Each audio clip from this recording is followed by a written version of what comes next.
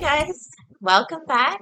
It's definitely been a minute, but we're just going to jump right in as if no time had passed at all. Chapter 24, published December 17th, 2022. Just like in the early days of our relationship, issues would bubble to the surface, and so long as we were facing them and not running away, we would get through it. Isn't that just the way?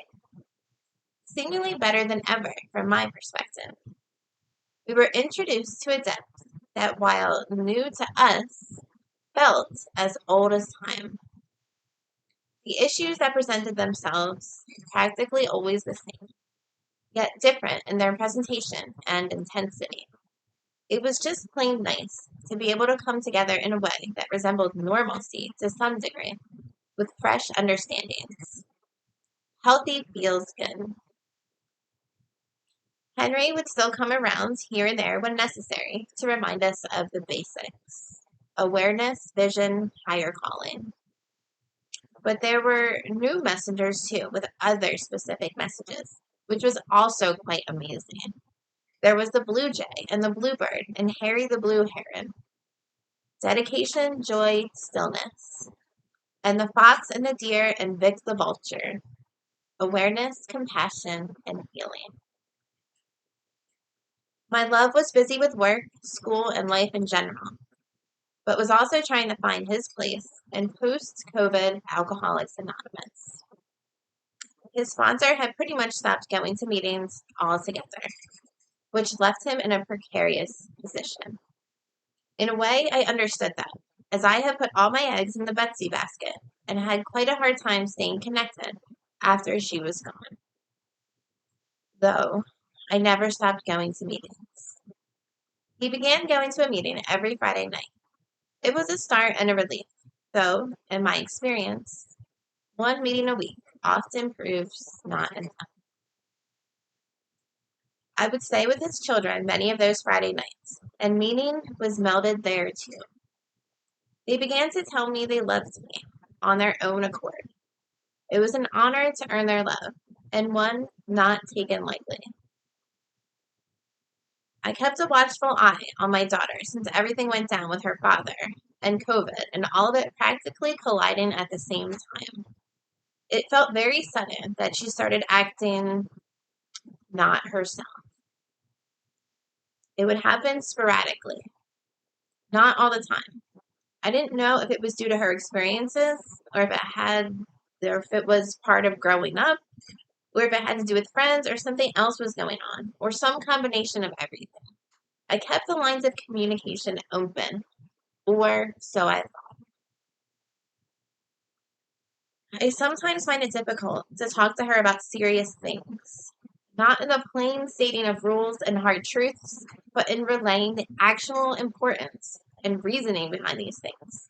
Conveying my thoughts and emotions verbally with clarity is not one of my strengths as a person. In fact, it's likely my greatest downfall. Not likely, it is my greatest downfall. Though by this time, I was more open than ever. Relationships always showed me that this is still where I fall short. Therefore, it's usually something I'm always working on. There were really only two emotions in my house growing up: happiness and anger. If something else was going on, you didn't talk about it. You stuffed it down or ran away. My personal favorite. If you cried, you'd likely get made fun of. So you don't let anyone see you cry. You let all your feelings build up until the pain morphs into anger, at which time you react. Never respond, always react. It's no one person's fault. I just think that past generations, and still many presently, had little use for understanding emotion when they were so busy trying to survive. And I don't mean to overvalue emotion either. I mean to value them aptly, as they are powerful markers pointing to what needs attention and are as much a part of us as any other aspect. One of these times when she was acting not herself, I tried talking to her, but was getting nowhere. Emotions were starting to run high, and it was getting late. We made a plan to resume the conversation the next day. I sang to her, hugged and kissed her goodnight, and took her iPod with me on my way. One thing she used to love to do was to learn the popular dances with her friends. They spent most of their time together dancing. There was an app for kids specifically that allowed them to share their dance videos with each other. I laid on my bed and followed the instinct to check her iPod. I did this regularly, which she knew. I checked the kid dance app and noticed something new, some messaging icon. I clicked on it and saw a boy's face and name I had never seen before. She was taught not to talk to strangers, but this boy was a stranger to me. I needed to know who this person was. I also found other apps that weren't there before, apps that I knew nothing about, in another conversation with someone I didn't know. This individual didn't have a real picture on their profile. Their message wasn't outrightly explicit, but the connotation was. I felt sick to my stomach. I messaged them right then and asked who they were. I was immediately blocked. That was a bad move on my part, as that person was never identified. I couldn't wait until morning to get answers, so I went back to her room and asked who these people were. She had no answer or explanation. She just got really upset. The next morning, she still didn't really have any answers, though she was very worried and crying some more. What the fuck is going on here? What could she possibly be hiding? And why is she hiding it? I decided to take the iPod to the local police station. I was ushered into the office of the only detective in my town. The office was dim and cramped with a bulging desk fitting for a hefty man like him. There were two chairs, inches across from the desks that backed up into the wall. Every surface in the room was cluttered with family photos. That was a nice touch, actually. The pictures initially gave me hope that maybe he would care. He took a report, and while he wasn't exactly cold, he wasn't comforting either. He said he would see what he could do and admitted to not having much experience in this area. I walked away unsettled. After a few sleepless nights and dead-end conversations with my daughter, I called the detective. He was giving me the runaround and essentially had gotten nowhere. How could I possibly be okay with nothing? I had no idea what was going on, and I had to know if this was something so that I could understand what was going on with my child. Luckily, the AA sponsor of my ex happened to be an ATF agent who had many connections. But what happens to those that don't have these connections? He got involved that very day and called a detective he knew in the major crimes unit in our county. The detective agreed to help, took possession of the iPod, and got to work. The detective kept in touch every few days, and within a few weeks, he called. The boy from the dance app is not a boy. He's a very bad man, 27 years old, living in Boise, Idaho. He lives with a woman and her two children who endured the brunt of the abuse. There are other victims all across the country. What is your daughter doing talking to this person?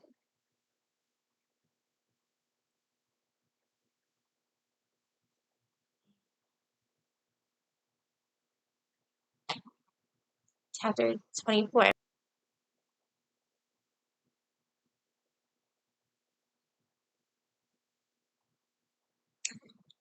The next few chapters go into this a little deeper.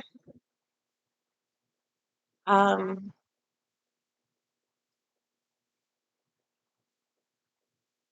but,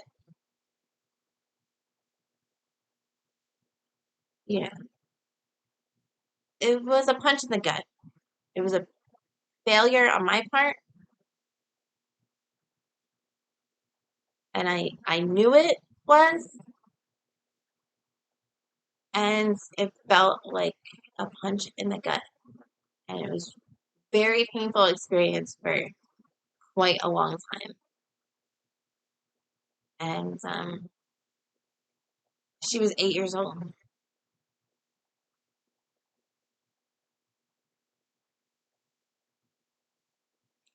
Our children need us. That's been true for all time. There are things that they have to combat that I didn't have to combat when I was 8 years old.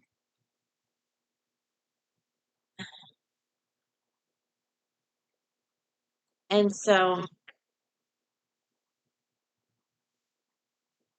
I can only use this experience now to maybe help somebody else. That's why I shared it. I couldn't, I really couldn't fathom beforehand that something like this would happen and that she would not be capable of doing what she was taught to do when under the heat of a situation like that. But these fucking people are really, really smart. So I just hope that this story hasn't happened in vain and that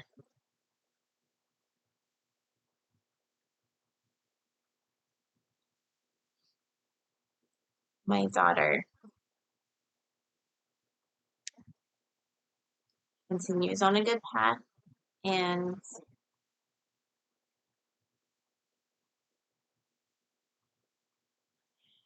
that I hopefully can assist her in helping her find her own work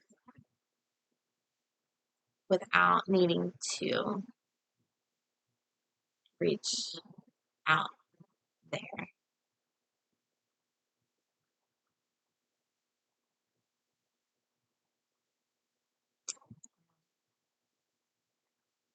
I thank you for listening, and we'll be back next week for chapter 25.